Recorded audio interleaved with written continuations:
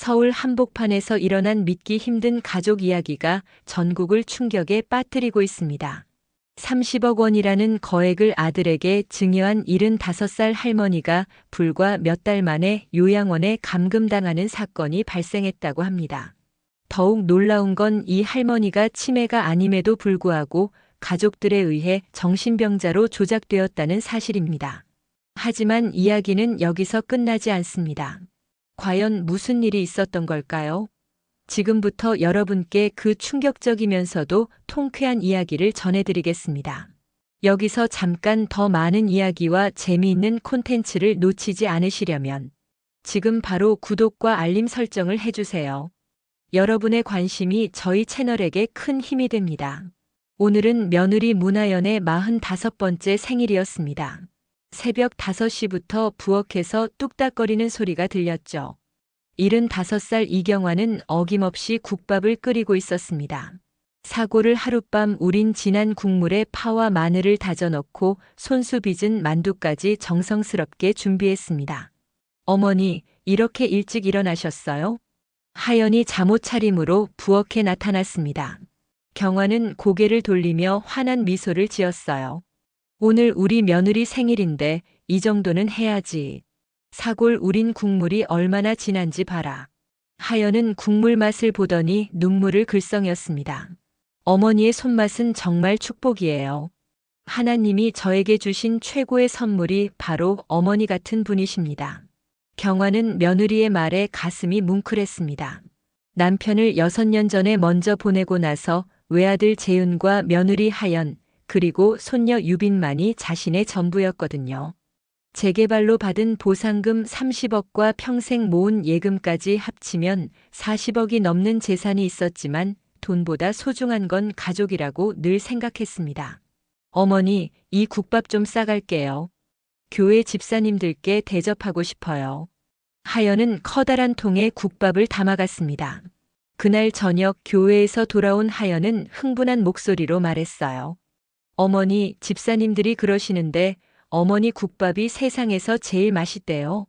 우리 어머니는 정말 훌륭한 분이라고 모든 분들이 칭찬하셨어요.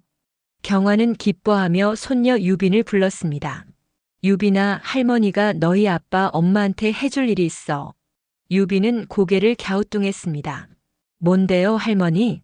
할머니가 너희 아빠한테 재산을 물려주려고 해. 그런데 조건이 하나 있어. 재윤과 하연이 놀란 표정으로 경화를 바라봤습니다.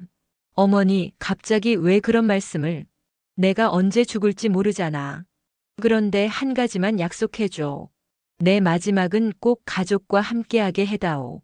하연은 경화의 손을 꼭 잡았습니다. 어머니, 무슨 말씀이세요? 저희가 어머니를 어떻게 모시는지 모르세요? 끝까지 함께할 거예요. 재윤도 고개를 끄덕였습니다. 엄마, 걱정 마세요. 교회에서도 부모님 공경하는 게 첫 번째 계명이라고 배웠잖아요. 경화는 안도의 한숨을 쉬었습니다.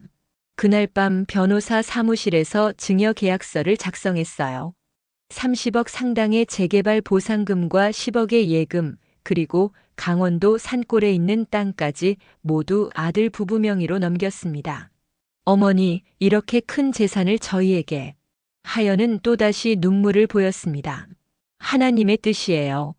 분명히 하나님께서 저희 가족을 축복해 주시는 거예요. 재윤은 어머니께 절을 했습니다. 엄마, 감사합니다. 이 은혜 평생 잊지 않을게요. 그날 밤 경화는 오랜만에 편안한 잠을 잤습니다. 가족들이 자신을 사랑한다는 확신이 들었거든요. 하지만 그때는 몰랐습니다. 이 모든 것이 계획된 연극이었다는 걸 말이죠. 며칠 후 재윤은 교회 리모델링 자금이 필요하다며 어머니를 찾아왔습니다. 엄마, 교회 건물이 너무 낡아서 보수 공사를 해야 해요. 그리고 제가 스타트업에 투자할 기회도 생겼고요. 경화는 망설임 없이 고개를 끄덕였습니다. 그래, 좋은 일에 쓰라고 준 거야. 마음껏 해라. 하연은 그 주 일요일 예배 시간에 교인들 앞에서 자랑했습니다. 하나님의 섭리로 이 모든 일이 이루어졌습니다. 시어머니께서 저희를 위해 큰 결심을 해주셨어요. 교인들은 박수를 쳤고 하연은 뿌듯한 표정을 지었습니다. 하지만 경화는 점점 소외감을 느끼기 시작했습니다. 교회에 함께 가자는 제안을 받을 때마다 교회 가면 어지러워서 라고 말하면 하연은 그저 미소로 넘겼거든요. 어머니는 불교 신자시니까 당연히 불편하실 거예요. 이해해요. 그 말에는 묘한 차가움이 있었습니다. 경화는 그때부터 뭔가 이상하다는 느낌을 받기 시작했어요. 증여 계약서에 도장을 찍고 나서 한 달이 지났습니다. 경화는 아들 부부의 변화를 서서히 느끼기 시작했어요. 처음엔 사소한 것들이었습니다. 하연이 예전처럼 아침 인사를 하지 않는다든지, 재윤이 어머니와 눈을 마주치는 시간이 줄어든다든지 말이죠. 어머니, 오늘은 새벽 기도회가 있어서 일찍 나가야 해요. 하연은 서둘러 가방을 챙기며 말했습니다. 예전 같으면 경화에게 아침밥이라도 차려드리고 갔을 텐데, 이젠 그런 일도 없었어요. 그래, 다녀와라. 조심해서. 경화는 혼자 남은 거실에서 텔레비전을 켰습니다. 불교 방송에서 나오는 연불 소리가 마음을 편안하게 해주었거든요. 그런데 그때였습니다. 어머니, 뭘 보고 계세요? 언제 돌아왔는지 하연이 현관문을 열고 들어왔습니다. 경화는 깜짝 놀라며 리모컨을 내려놓았어요. 아, 불교 방송 좀 보고 있었는데. 하연의 표정이 순간 굳어졌습니다. 어머니, 우리 집에서 그런 프로그램을 보시면 안 되죠. 유빈이도 보고 있는데. 왜 안 돼? 내 종교 신념인데. 경화의 목소리에 서운함이 묻어났습니다. 하연은 급히 미소를 지으며 말했어요. 죄송해요, 어머니. 제가 너무 성급했네요. 다만 요즘 어머니께서 자꾸 이상한 소리를 하신다고 유빈이가 걱정하더라고요. 이상한 소리? 연불 소리요. 밤에 중얼중얼 하시는 거 있잖아요. 유빈이가 무서워해요. 경화는 어이가 없었습니다. 자신이 언제 그런 적이 있었나 싶었거든요. 내가 언제 그랬어? 어머니, 나이가 드시면 기억이 가물가물 하실 수도 있어요. 교회 다니시면 치매도 예방된다더라고요. 하연은 교묘하게 경화의 정신 상태를 문제 삼기 시작했습니다. 그날 저녁 재윤이 집에 돌아왔을 때 하연은 남편과 조용히 이야기했어요. 여보, 어머니 상태가 좀 이상한 것 같아요.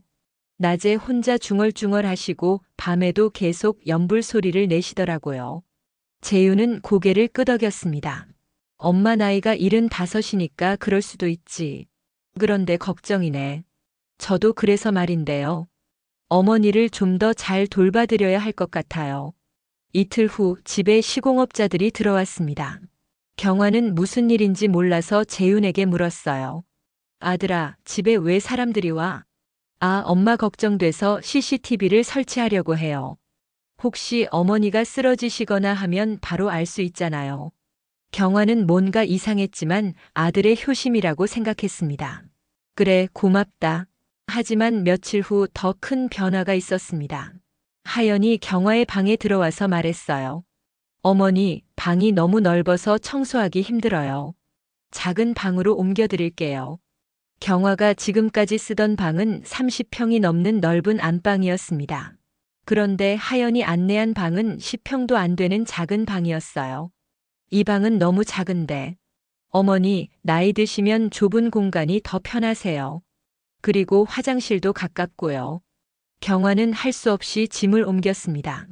그런데 이상한 건 새 방에는 불교용품을 둘 자리가 없다는 거였어요. 어머니, 부처님 상이랑 목탁 같은 건 창고에 보관해 드릴게요. 하연은 경화의 소중한 불교용품들을 모두 치워버렸습니다. 안 돼. 그건 내가 평생 모신 부처님인데. 어머니, 유빈이가 무서워해요. 그리고 이 집은 기독교 가정이잖아요. 경화는 그제야 깨달았습니다. 자신이 이 집에서 환영받지 못한다는 걸 말이죠. 그날 밤 손녀 유빈이 할머니 방으로 왔습니다. 할머니 괜찮으세요? 유빈아, 할머니가 너한테 무서운 소리를 했다고 했니? 유빈은 고개를 저었습니다. 아니요, 할머니. 엄마가 거짓말하는 거예요. 할머니는 그런 말 한 적 없어요. 경화는 안도했지만 동시에 분노가 치밀어 올랐습니다. 유빈아, 할머니가 왜 이런 대우를 받는지 알겠니? 엄마가 할머니 재산을 받고 나서 태도가 바뀌었어요. 아빠도 마찬가지고요. 일주일 후 하연은 기도 모임을 핑계로 집을 비우는 일이 잦아졌습니다. 경화는 점점 더 혼자 있는 시간이 길어졌어요. 어느 날 저녁 하연이 기도 모임에서 돌아와서 말했습니다. 어머니, 목사님이 그러시는데 어머니 같은 분은 전문적인 돌봄을 받으시는 게 좋겠대요. 전문적인 돌봄?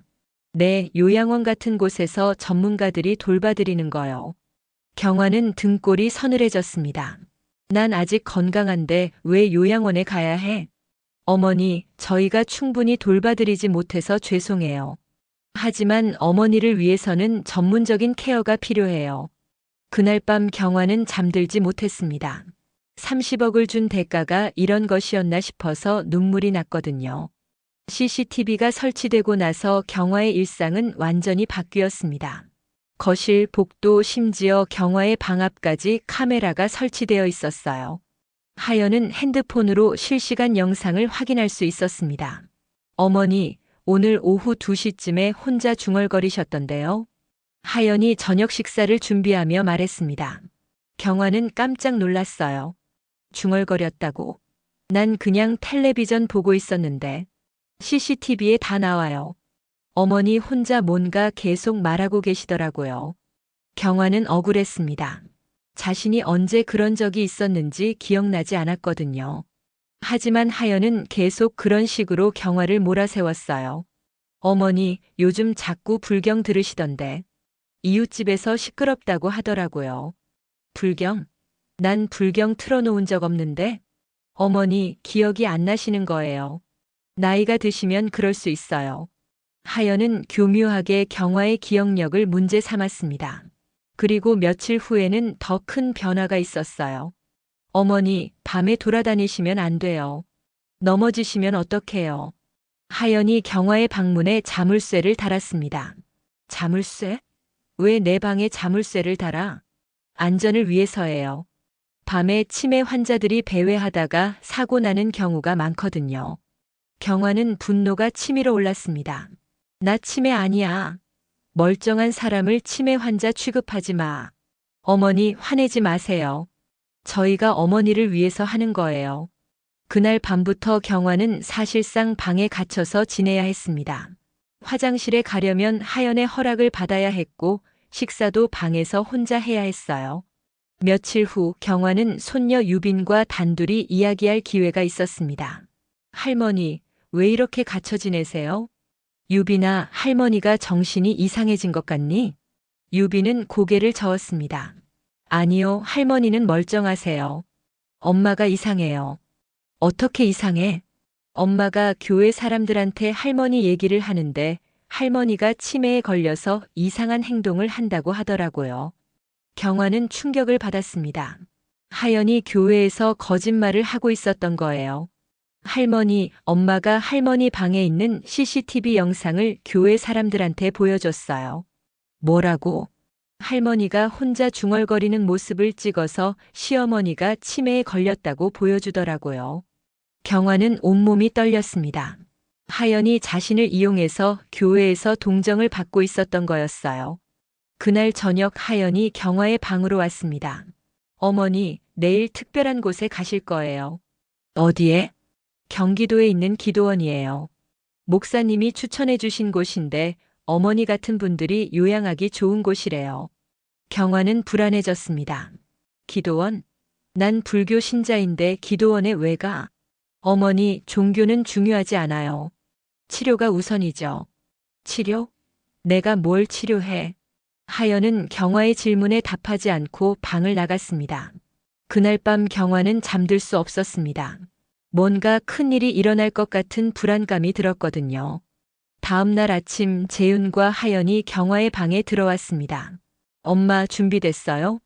아들아, 정말 기도원에 가야 하는 거니? 엄마, 저희가 어머니를 충분히 돌봐드리지 못해서 죄송해요. 하지만 전문가들이 돌봐드리는 게 좋을 것 같아요. 경화는 마지못해 작은 가방에 옷 몇 벌을 넣었습니다.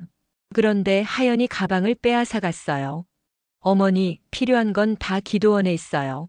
가방은 필요 없으세요. 그래도 내 옷은 가져가야 하잖아. 기도원에서 다 준비해 줄 거예요. 경화는 빈손으로 차에 타야 했습니다.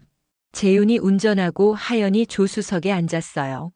경화는 뒷자리에 혼자 앉았습니다. 유빈이는 어디 있어? 학교 갔어요. 어머니 걱정할까봐 미리 말 안 했어요. 차는 서울을 벗어나 경기도로 향했습니다. 갈수록 외진 곳으로 가는 게 느껴졌어요. 아들아, 여기가 어디야? 곧 도착해요, 엄마. 1시간을 더 달려서 도착한 곳은 산골짜기에 있는 낡은 건물이었습니다. 평안 요양원이라는 간판이 걸려 있었어요. 여기가 기도원이야? 엄마, 기도원이랑 비슷한 곳이에요. 경화는 그제야 깨달았습니다. 자신이 속았다는 걸 말이죠. 요양원 원장이 나와서 인사했습니다. 어머니 잘 오셨어요. 저희가 잘 모셔드릴게요. 하연이 원장에게 조용히 말했습니다. 원장님, 시어머니가 치매 초기 증상이 있어서요. 불교 경전 들으시면서 혼자 중얼거리시고 가끔 헛소리도 하세요. 아, 그렇군요. 잘 돌봐드리겠습니다. 경화는 항의했습니다. 난 치매 아니야. 멀쩡한 사람을 왜 이렇게 해? 하지만 아무도 경화의 말을 듣지 않았습니다. 재윤과 하연은 서둘러 차에 타고 떠났어요. 경화는 그날부터 요양원에 갇혀서 지내야 했습니다. 핸드폰도 뺏기고 지갑도 맡겨야 했어요. 완전히 바깥 세상과 단절된 거였죠. 평안 요양원의 첫날 밤은 지옥 같았습니다. 경화는 사방이 철창으로 막힌 3평짜리 방에 갇혔어요. 침대 하나와 작은 책상, 그리고 구석에 있는 변기가 전부였습니다. 이게 무슨 기도원이야? 경화는 문을 두드렸지만 아무도 대답하지 않았습니다. 복도에서는 다른 할머니들의 신음소리와 중얼거리는 소리만 들렸어요. 다음 날 아침 요양보호사가 경화의 방에 들어왔습니다. 어머니, 아침 드세요. 쟁반에는 차가운 죽 한 그릇과 김치 몇 조각이 전부였어요. 경화가 평생 끓여온 진한 사골 국밥과는 천지 차이였습니다. 아가씨, 내가 왜 여기 있어야 하는지 아세요? 어머니, 가족분들이 치매 때문에 모시러 오셨다고 하던데요. 난 치매 아니에요. 멀쩡한 사람을 왜 이런 곳에 가둬놓는 거예요? 요양보호사는 경화의 말을 흘려들었습니다. 어머니들이 다 그렇게 말씀하세요. 약 드세요. 경화는 정체 모를 약을 거부했습니다. 난 아픈데 없어요. 약 안 먹을 거예요. 그러시면 안 되죠. 가족분들이 꼭 드시라고 했어요. 그날부터 경화는 하루에 3번씩 정신을 흐리게 만드는 약을 먹어야 했습니다. 약을 먹으면 머리가 멍해지고 몸에 힘이 빠졌어요. 일주일이 지났지만 재윤과 하연은 면회를 오지 않았습니다. 경화는 점점 절망에 빠졌어요. 간병인님, 제 아들한테 연락 좀 해주세요. 어머니, 가족분들이 한 달 동안은 면회 금지라고 하셨어요. 안정을 취하셔야 한다고요. 한 달? 경화는 충격을 받았습니다. 가족들이 자신을 완전히 버렸다는 걸 깨달았거든요. 어느 날 저녁 경화는 복도 끝에 있는 공중전화를 발견했습니다. 간병인들이 저녁 교대를 하는 시간에 몰래 나가서 전화를 걸었어요. 첫 번째로 아들 재윤에게 전화했습니다. 여보세요? 재윤아, 엄마야. 아, 엄마. 어떻게 지내세요? 재윤의 목소리는 차갑기만 했습니다. 아들아, 여기가 기도원이 아니라 요양원이야. 왜 거짓말을 했어? 엄마, 어머니를 위해서 한 일이에요. 거기서 좀 안정을 취하세요. 언제 집에 갈 수 있어? 재윤은 잠시 침묵했습니다. 엄마, 당분간은 거기 계셔야 할 것 같아요. 전화가 끊어졌습니다. 경화는 며느리 하연에게도 전화를 걸었어요. 하연아, 나야. 어머니, 안녕하세요. 하연의 목소리에는 가식적인 친절함이 묻어 있었습니다. 하연아, 나 언제 집에 가? 어머니, 원장님이 어머니 상태가 많이 안 좋다고 하시더라고요. 좀 더 치료받으셔야 할 것 같아요. 난 아무 데도 안 아파. 집에 가고 싶어. 어머니, 흥분하지 마세요. 거기서 잘 지내세요. 하연도 전화를 끊어버렸습니다. 경화는 절망감에 빠졌습니다. 30억을 준 대가가 이런 버림받음이었다니요. 그날 밤 경화는 처음으로 울었습니다. 평생 강하게 살아온 자신이 이렇게 무력해질 줄은 몰랐거든요. 며칠 후 요양원 원장이 경화의 방을 찾아왔습니다. 어머니, 가족분들이 어머니 상태에 대해 문의하시더라고요. 뭐라고 했어요? 치매가 심해져서 집에 돌아가기 어려울 것 같다고 말씀드렸어요. 경화는 분노가 치밀어 올랐습니다. 원장님, 저 멀쩡한 사람이에요. 왜 거짓말을 하세요? 어머니, 가족분들이 월 300만 원씩 비용을 내고 계세요. 어머니를 잘 모셔달라고 부탁하셨고요. 원장의 말에서 경화는 진실을 깨달았습니다. 자신이 돈벌이 수단이 되어버렸다는 걸 말이죠. 한 달이 지나서 드디어 면회가 허용되었습니다. 하지만 재윤과 하연 대신에 온 사람은 교회 집사였어요. 어머니, 안녕하세요. 재윤 집사님이 바빠서 제가 대신 왔어요. 우리 아들이 왜 안 와? 교회 일이 많아서요. 어머니 안부나 전해달라고 하시더라고요. 집사는 형식적인 안부 인사만 하고 금세 돌아갔습니다. 그날 밤 경화는 평생 처음으로 기도를 했습니다. 불교도였지만 하나님께도 간절히 빌었어요. 하나님, 부처님, 누구든 좋으니 저를 도와주세요. 이런 곳에서 죽고 싶지 않아요. 이틀 후 기적처럼 공중전화에서 손녀 유빈의 목소리를 들을 수 있었습니다. 할머니, 할머니 맞으세요? 유빈아, 내 새끼 유빈아. 경화는 울음을 터뜨렸습니다. 할머니, 거기 어디세요? 아빠, 엄마가 할머니가 요양원에 가셨다고 하는데. 유빈아, 할머니가 억울해. 난 아무데도 안 아픈데 이런 곳에 갇혀 있어. 할머니, 제가 찾아갈게요. 유빈아, 내가 어떻게 여기까지 와? 너무 멀어.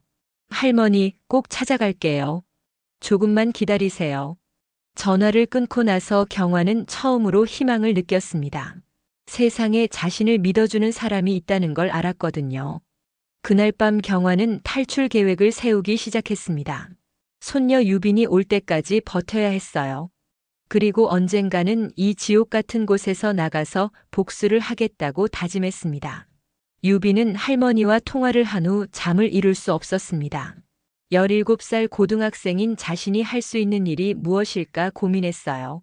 부모님은 할머니가 치매에 걸려서 전문적인 치료를 받고 있다고 했지만 할머니 목소리는 너무 또렷했거든요. 평안요양원. 유빈은 할머니가 알려준 주소를 인터넷에서 검색해 봤습니다. 경기도 가평군 깊숙한 산골에 있는 곳이었어요. 지도를 보니 서울에서 기차로 2시간은 걸릴 것 같았습니다. 다음 날 학교에서 유빈은 친구들에게 돈을 빌렸습니다. 유빈아, 왜 갑자기 돈이 필요해? 할머니 면회 가야 해서. 유빈은 용돈과 친구들에게 빌린 돈을 모아서 10만 원을 마련했습니다. 그리고 토요일 새벽에 몰래 집을 나섰어요. 청량리역에서 경춘선 기차를 탔습니다. 가평역까지 가서 다시 버스를 2번 갈아타야 했어요. 총 3시간이 걸려서 평안요양원에 도착했습니다. 어머, 어린 친구가 웬일이야? 요양원 직원이 유빈을 보고 놀랐습니다. 이경화 할머니 면회 왔어요. 아, 그 할머니. 가족분이야? 손녀예요. 직원은 잠시 망설이더니 유빈을 안내했습니다. 할머니. 유빈이 경화의 방에 들어서자 할머니는 눈물을 흘렸습니다. 유빈아, 정말 왔구나. 내 새끼가 이렇게 먼 곳까지. 할머니 많이 힘드셨죠? 경화는 유빈의 손을 꼭 잡았습니다. 유빈아, 할머니가 여기서 어떤 일을 당하는지 들어봐. 경화는 지난 한 달 동안의 일을 자세히 말해줬습니다. 억지로 먹이는 약, 철창이 있는 방, 그리고 가족들의 배신까지 모든 걸 털어놨어요. 할머니, 이건 말이 안 돼요. 엄마 아빠가 왜 이런 일을 해요? 유빈아, 돈 때문이야. 할머니가 30억을 넘겨주고 나니까 이렇게 변했어. 유빈은 분노가 치밀어 올랐습니다. 할머니, 저 때문에 못 나가시는 거 아니에요? 제가 뭔가 해야 하는데. 유빈아, 내가 와준 것만으로도 고마워. 하지만 할머니 혼자서는 여기서 나갈 수가 없어. 그때 요양보호사가 들어왔습니다. 면회 시간 끝났어요. 나가셔야죠. 아직 10분밖에 안 됐는데요. 어르신이 흥분하시면 안 돼요. 치료에 방해가 되거든요. 유빈은 할 수 없이 할머니와 헤어져야 했습니다. 할머니, 꼭 다시 올게요. 걱정하지 마세요. 집에 돌아온 유비는 부모님에게 따졌습니다. 엄마, 아빠, 할머니 왜 그런 곳에 보내셨어요? 하연은 당황했습니다. 유빈아, 내가 요양원에 갔어? 네, 갔어요. 할머니 멀쩡하세요. 치매 아니에요. 재윤이 끼어들었습니다. 유빈아, 할머니가 그렇게 보이셔도 실제로는 많이 아프셔. 아빠, 거짓말하지 마세요. 할머니랑 1시간 동안 이야기했는데 정신이 또렷하셨어요. 하연은 화를 냈습니다. 유빈아, 어른 일에 끼어들지 마. 그리고 앞으로 할머니 면회 가면 안 돼. 왜요? 할머니가 저만 기다리고 계시는데. 말 안 들으면 용돈 끊는다. 유비는 부모님의 태도에 실망했습니다. 그날 밤 유비는 인터넷으로 노인 학대에 대해 검색해 봤어요. 건강한 노인을 억지로 요양원에 입소시키는 것은 노인 학대에 해당될 수 있습니다. 유비는 관련 기관에 신고를 생각해 봤지만 미성년자인 자신의 신고를 누가 믿어줄지 확신이 서지 않았습니다. 일주일 후 유비는 다시 요양원을 찾았습니다. 이번에는 스마트폰으로 할머니와의 대화를 녹음했어요. 할머니, 제가 녹음을 할게요. 나중에 증거로 써야 할 것 같아요. 유빈아, 그래. 할머니가 하고 싶은 말이 많아. 경화는 자신이 당한 일들을 차근차근 말했습니다. 하연이 교회에서 거짓말한 일, 재윤이 어머니를 속인 일, 그리고 요양원에서 받는 부당한 대우까지 모든 걸 녹음했어요. 할머니, 진짜 집에 가고 싶으세요? 유빈아, 할머니는 여기서 죽고 싶지 않아. 내 집에서 내 방에서 죽고 싶어. 할머니, 제가 꼭 도와드릴게요. 집에 돌아온 유빈은 고민했습니다. 부모님과 정면으로 맞서기에는 자신이 너무 어렸어요. 하지만 할머니를 그냥 두고 볼 수는 없었습니다. 그때 유빈은 좋은 생각이 떠올랐습니다. 할머니의 지인들에게 도움을 요청하는 거였어요. 유빈은 할머니의 핸드폰 주소록을 기억해서 몇몇 분들에게 전화를 걸었습니다. 안녕하세요. 이경화 할머니 손녀 유빈이에요. 아, 유빈이. 할머니는 어떻게 지내셔? 그게 할머니가 지금 큰 어려움에 처해 계세요. 유빈은 할머니의 상황을 설명했습니다. 할머니의 친구들은 모두 놀랐어요. 그럴 리가 없어. 경화가 치매라고? 아니에요. 제가 직접 만나봤는데 정신이 또렷하세요. 할머니의 오랜 친구인 박정숙 할머니가 말했습니다. 유빈아, 이건 심각한 문제야. 어른들이 나서야 해. 할머니들이 도와주실 수 있어요? 물론이지. 경화를 그냥 둘 수는 없어. 드디어 유빈에게 든든한 지원군이 생겼습니다. 할머니의 친구들은 평안 요양원에 직접 찾아가서 경화의 상태를 확인하기로 했어요. 박정숙 할머니와 동네 친구들 5명이 평안 요양원에 도착한 건 화요일 오후였습니다. 70대 할머니들이 단체로 나타나자 요양원 직원들은 당황했어요. 저희는 이경화 씨 친구들입니다. 면회 왔어요. 아, 그런데 이경화 씨는 치매 환자라서 면회에 제한이 있어요. 박정숙 할머니가 단호하게 말했습니다. 제한? 우리가 50년 넘게 알고 지낸 친구인데 치매가 뭐예요? 당장 만나게 해주세요. 요양원 직원은 어쩔 수 없이 경화의 방으로 안내했습니다. 경화야. 정수가? 이게 웬일이야? 경화는 친구들을 보자 눈물을 쏟았습니다. 경화야, 내가 여기서 뭘 하고 있어? 아들이 내가 치매에 걸렸다고 하던데. 정수가, 난 멀쩡해. 이 사람들이 나를 가둬놓고 치매 환자 취급을 하고 있어. 친구들은 경화와 1시간 동안 대화를 나눴습니다. 경화는 예전과 똑같이 또렷했고 기억력도 정상이었어요. 경화야, 이건 말이 안 돼. 내가 왜 이런 곳에 있어야 해? 내가 30억을 아들한테 줬더니 이렇게 됐어. 돈 받고 나서 태도가 완전히 바뀌었어. 박정숙 할머니는 분노했습니다. 그 나쁜 놈들. 어떻게 어머니를 이렇게 대할 수가 있어? 정수가, 나 여기서 나가고 싶어. 도와줘. 경화야, 걱정 마. 우리가 뭔가 방법을 찾을게. 친구들이 돌아간 후 박정숙 할머니는 즉시 행동에 나섰습니다. 먼저 지역 국회의원 사무실에 전화를 걸었어요. 여보세요? 노인 학대 신고하려고 하는데요. 어떤 내용인지 말씀해 주세요. 건강한 75세 할머니를 가족들이 돈 때문에 요양원에 가둬놓고 치매 환자로 조작하고 있어요. 국회의원 사무실에서는 관련 기관에 연락하겠다고 약속했습니다. 그 다음 날 유비는 학교를 조퇴하고 다시 평안 요양원으로 향했습니다. 이번에는 할머니를 데려올 생각이었어요. 할머니, 제가 모셔갈게요. 유빈아, 어떻게? 여기서 나가려면 가족 동의가 있어야 한대. 할머니, 저도 가족이에요. 손녀도 보호자 역할을 할 수 있어요. 유빈은 인터넷에서 찾은 법률 정보를 바탕으로 요양원 원장과 담판을 벌였습니다. 원장님, 할머니는 의식이 또렷하세요. 본인이 퇴소를 원한다면 억지로 잡을 수 없잖아요. 하지만 가족들이 뭐라고 해도 할머니 의사가 우선이에요. 그리고 할머니를 억지로 잡으시면 감금죄로 신고할 거예요. 17살 소녀의 당당한 모습에 원장은 당황했습니다. 그럼 퇴소 서류를 작성하세요. 드디어 경화는 2달 만에 요양원에서 나올 수 있었습니다. 할머니, 집으로 갈까요?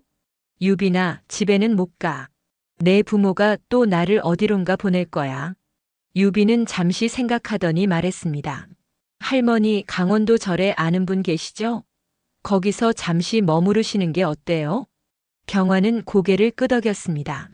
홍천에 있는 향림사 주지 스님과는 오랜 인연이 있었거든요. 그래, 거기 가자. 유빈과 경화는 기차를 타고 강원도로 향했습니다. 향림사는 산속 깊은 곳에 있는 조용한 절이었어요. 경화 보살, 어서 오세요. 주지 스님은 경화를 반갑게 맞아주었습니다. 스님, 잠시 머물게 해주세요. 큰일이 생겨서. 경화는 스님에게 자신의 상황을 설명했습니다. 스님은 분노했어요. 이런 일이 있을 수 있나요? 부모를 그렇게 대하다니. 스님, 제가 뭘 해야 할까요? 경화 보살, 법의 도움을 받으셔야 합니다.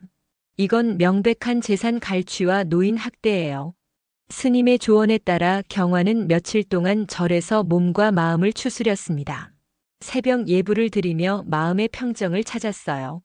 일주일 후 경화는 중요한 결심을 했습니다. 평생 조용히 살았지만 이번만은 당당히 맞서기로 한 거예요. 유빈아, 할머니가 싸울 거야. 할머니, 어떡해요? 법정에서 싸울 거야. 내 부모들이 한 짓을 세상에 알릴 거고. 경화는 절에서 내려와 서울의 한 법무법인을 찾았습니다. 변호사님, 증여계약을 무효화할 수 있을까요? 변호사는 경화의 이야기를 듣고 고개를 끄덕였습니다. 조건부 증여였는데 그 조건을 위반했다면 충분히 가능합니다. 그리고 노인 학대로도 고발할 수 있고요. 변호사님, 제가 증거도 준비했어요. 경화는 유빈이 녹음한 파일과 요양원에서의 치료 기록, 그리고 친구들의 증언을 제출했습니다. 이 정도면 승소 가능성이 높습니다. 준비해드리겠습니다. 그날 밤 경화는 오랜만에 편안한 잠을 잤습니다. 이제 더 이상 당하고만 살지 않겠다는 다짐이 섰거든요. 며칠 후 재윤과 하연은 법원에서 날아온 소장을 받고 충격에 빠졌습니다. 여보, 엄마가 우리를 고소했어. 뭐라고? 증여 무효 소송? 하연은 떨리는 손으로 소장을 읽었습니다. 조건부 돌봄 의무 불이행으로 인한 증여 계약 무효. 노인 학대 고발.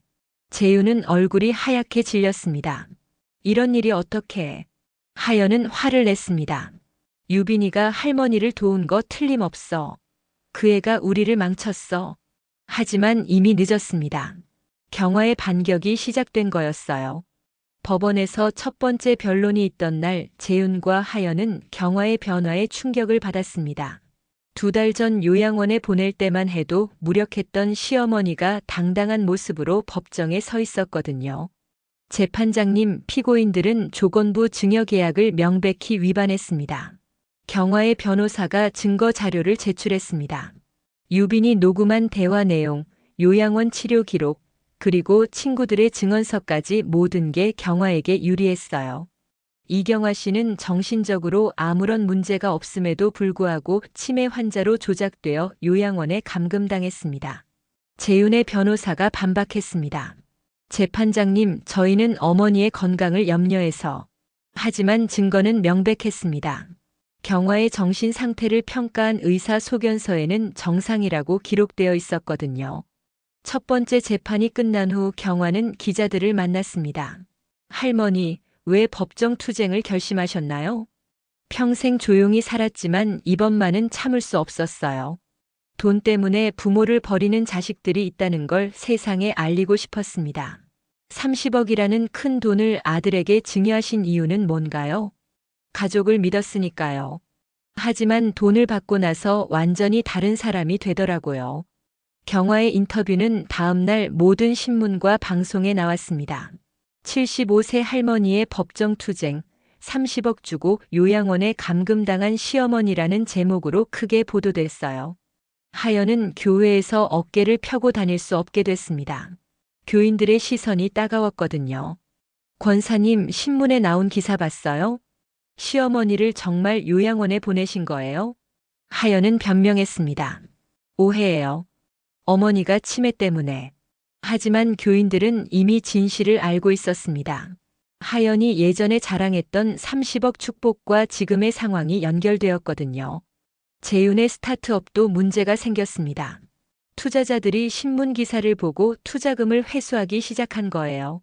재윤 씨, 이런 상황에서는 사업을 계속하기 어렵겠는데요. 죄송합니다. 개인적인 문제가. 하지만 사업 파트너들은 재윤을 신뢰하지 않게 됐습니다. 부모를 배신한 사람이 사업 파트너를 신뢰할 리 없다고 생각한 거였어요. 그런데 이때 놀라운 일이 일어났습니다. 경화가 강원도에 가지고 있던 산골 땅값이 갑자기 뛴 거예요. 경화 보살, 큰일 났습니다. 박정숙 할머니가 흥분해서 전화를 걸어왔어요. 무슨 일이야? 보살님이 홍천에 가지고 있는 땅 말이에요. 거기가 풍력발전지구로 지정됐어요. 풍력발전지구? 네. 정부에서 대규모 풍력발전소를 지으려고 해요. 땅값이 10배로 뛸 거래요. 경화는 깜짝 놀랐습니다. 10년 전에 500만 원에 산 산골 땅이 갑자기 60억 원 이상의 가치를 가지게 된 거였어요. 정수가 정말이야? 한국토지공사에서 연락이 왔어요. 보상금만 60억이 넘는다고 하더라고요. 이 소식이 언론에 알려지자 더 큰 화제가 됐습니다. 할머니가 역전승을 거뒀네요. 30억 뺏긴 할머니, 60억 대박. 경제신문에서는 경화와 인터뷰를 요청했습니다. 할머니, 이번 땅 대박에 대해 어떻게 생각하세요? 하늘이 도운 것 같아요. 착하게 살면 복이 온다고 하잖아요. 앞으로 계획이 있으시나요? 노년에도 믿을 건 자신뿐이라는 걸 깨달았어요. 이제는 제 인생을 제가 책임지고 살 거예요. 경화의 인터뷰는 많은 노인들에게 용기를 주었습니다. 나이가 들어도 당당하게 살 수 있다는 희망을 준 거였어요. 한편 재판은 경화에게 완전히 유리하게 흘러갔습니다. 재판장님, 피고인들의 행위는 명백한 조건 위반입니다. 판사는 최종 판결을 내렸습니다. 조건부 돌봄 의무 불이행으로 증여계약의 일부를 무효로 판결합니다. 피고인들은 원고에게 15억 원을 반환하라. 재윤과 하연은 절반의 돈을 돌려줘야 했습니다. 거기에 풍력발전 보상금까지 합치면 경화는 이전보다 더 많은 재산을 가지게 됐어요. 어머니, 우리가 잘못했습니다. 용서해 주세요. 재판이 끝난 후 재윤은 어머니에게 무릎을 꿇었습니다. 아들아, 이제 너희와는 남이야. 앞으로 연락하지 마라. 경화는 냉정하게 말했습니다. 하연은 교회에서 권사 직분을 박탈당했습니다. 재윤의 스타트업도 완전히 망했어요. 교회 내에서의 신뢰도 땅에 떨어졌습니다. 여보, 우리가 너무 큰 실수를 했나 봐. 이제 와서 후회해도 늦었어. 엄마가 우리를 용서할 리 없어. 재윤과 하연은 모든 걸 잃었습니다. 돈뿐만 아니라 사회적 신뢰, 교회에서의 지위, 그리고 가족까지 모든 걸 잃은 거였어요. 반면 경화는 당당하게 새로운 인생을 시작할 준비를 하고 있었습니다. 이제 아무도 자신을 무시하거나 이용할 수 없다는 자신감이 생겼거든요. 판결이 확정되고 석 달이 지난 어느 봄날, 경화는 경기도 양평의 작은 전원주택으로 이사했습니다. 풍력발전 보상금으로 마련한 집이었어요. 마당에는 텃밭을 만들 수 있을 만큼 넓었고 뒤쪽으로는 작은 산이 보이는 평온한 곳이었습니다. 할머니, 여기 정말 좋네요. 유빈이 주말마다 할머니를 찾아왔습니다. 대학 입시를 앞두고 있었지만 할머니와 함께하는 시간을 소중히 여겼어요. 유빈아, 할머니랑 상추 심어볼까? 좋아요. 할머니가 기르신 채소로 쌈밥 먹으면 맛있을 것 같아요. 둘은 함께 텃밭을 가꾸기 시작했습니다. 상추, 깻잎, 토마토, 오이까지 여러 가지 채소를 심었어요. 경화는 오랜만에 진짜 행복을 느꼈습니다. 할머니, 부모님은 어떻게 지내시는지 아세요? 유빈이 조심스럽게 물었습니다. 모르고 싶지도 않아. 이제 나는 내 인생을 살 거야. 경화는 단호했습니다. 재윤과 하연은 몇 번 연락을 시도했지만 경화는 받지 않았어요. 할머니, 전 간호학과에 지원하기로 했어요. 간호학과? 왜? 할머니 일을 겪으면서 생각이 바뀌었어요. 진짜 돌봄이 뭔지 알게 됐거든요. 유빈은 요양원에서 할머니가 당한 일을 보면서 진정한 돌봄의 의미를 깨달았습니다. 사람을 위한 돌봄을 하고 싶어요. 진짜 돌봄이요. 경화는 손녀가 자랑스러웠습니다. 유빈아, 내가 있어서 할머니가 다시 살 수 있었어. 고마워. 할머니, 제가 더 고마워요. 할머니 덕분에 진짜 가족이 뭔지 알게 됐어요. 그 여름 경화에게 특별한 제안이 들어왔습니다. 양평군청에서 노년기 금융사기 예방 강의를 해달라고 요청한 거였어요. 할머니 경험담을 들려주시면 많은 분들에게 도움이 될 것 같아요. 경화는 고민 끝에 승낙했습니다. 첫 번째 강의는 양평읍 경로당에서 열렸습니다. 30명 정도의 할머니, 할아버지들이 모여들었어요. 안녕하세요. 저는 이경화라고 합니다. 경화는 자신의 경험을 솔직하게 들려줬습니다. 30억을 증여한 일부터 요양원에 감금당한 일까지 모든 걸 털어놨어요. 여러분, 저는 가족을 믿었습니다. 하지만 큰 돈 앞에서 가족도 변할 수 있어요. 청중들은 숨죽이며 경화의 이야기를 들었습니다. 그럼 우리가 어떻게 해야 하나요? 한 할아버지가 질문했습니다. 첫째, 재산 관리는 끝까지 본인이 하세요. 둘째, 조건 없는 증여는 절대 하지 마세요. 셋째, 이상한 일이 생기면 혼자 끙끙 앓지 말고 주변에 도움을 요청하세요. 경화의 강의는 큰 호응을 얻었습니다. 많은 노인분들이 자신의 상황과 비슷하다며 상담을 요청했어요. 강사님, 우리 아들도 요즘 돈 이야기를 자꾸 해요. 우리 며느리가 갑자기 친절해졌는데 뭔가 이상해요. 경화는 이런 분들에게 구체적인 조언을 해줬습니다. 강의가 입소문을 타면서 서울과 경기도 곳곳에서 강의 요청이 들어왔습니다. 경화는 일주일에 2~3번씩 강의를 다녔어요. 할머니, 이제 유명인사가 되셨네요. 유빈이 신문 기사를 보여줬습니다. 노년기 금융사기 예방의 전도사 이경화 씨라는 제목이었어요. 유빈아, 할머니가 이런 일을 하게 될 줄 꿈에도 몰랐어. 할머니, 많은 분들이 할머니 덕분에 도움받고 계세요. 가을이 되자 경화의 텃밭에는 풍성한 수확물이 열렸습니다. 유빈과 함께 배추김치도 담그고 무말랭이도 만들었어요. 할머니, 이 김치 정말 맛있어요. 우리가 직접 기른 배추니까 더 맛있지.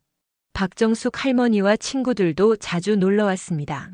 경화야, 내가 이렇게 당당하게 사는 모습 보니까 우리도 용기가 생겨. 정수가 나이 들어서도 배울 게 많더라. 겨울이 되자 경화는 새로운 계획을 세웠습니다. 유빈아, 할머니가 책을 써볼까 해. 책이요? 어떤 책? 내 경험담을 책으로 써서 더 많은 사람들에게 알리고 싶어. 유빈은 박수를 쳤습니다. 할머니, 정말 좋은 생각이에요. 제가 도와드릴게요. 그해 연말, 경화는 인생에서 가장 뜻깊은 크리스마스를 보냈습니다. 유빈과 박정숙 할머니 가족들이 함께 모여서 파티를 열었어요. 할머니, 올해 정말 많은 일이 있었네요. 유빈아, 할머니 인생에서 가장 힘들었지만 동시에 가장 보람찬 해였어. 내년에는 어떤 일을 하고 싶으세요? 책도 내고 강의도 계속하고 무엇보다 너랑 함께 행복하게 살고 싶어. 밤하늘에 별이 총총히 떠 있었습니다. 경화는 창문 너머로 보이는 별 하나를 바라보며 생각했어요. 그날은 윤경화가 다시 살아난 날이었다. 돈 때문에 배신당하고 버려졌지만 그 과정에서 진짜 소중한 것이 무엇인지 깨달았습니다. 혈육이라고 해서 모두 가족은 아니었어요. 진짜 가족은 마음으로 이어진 사람들이었습니다. 종교는 도구일 뿐 사랑은 태도입니다. 가족은 혈육이 아니라 마음입니다. 경화는 이 말을 자신의 좌우명으로 삼았습니다. 새해가 밝았습니다. 76살이 된 경화는 여전히 당당했고 앞으로도 당당하게 살아갈 자신이 있었어요. 손녀 유빈과 함께라면 어떤 어려움도 이겨낼 수 있다고 믿었습니다. 봄이 되면 다시 텃밭을 가꾸고 여름에는 강의를 다니고 가을에는 책을 출간할 예정이었습니다. 그리고 언제나 유빈과 함께 웃으며 살아갈 거였어요. 이경화의 새로운 인생이 시작된 것입니다.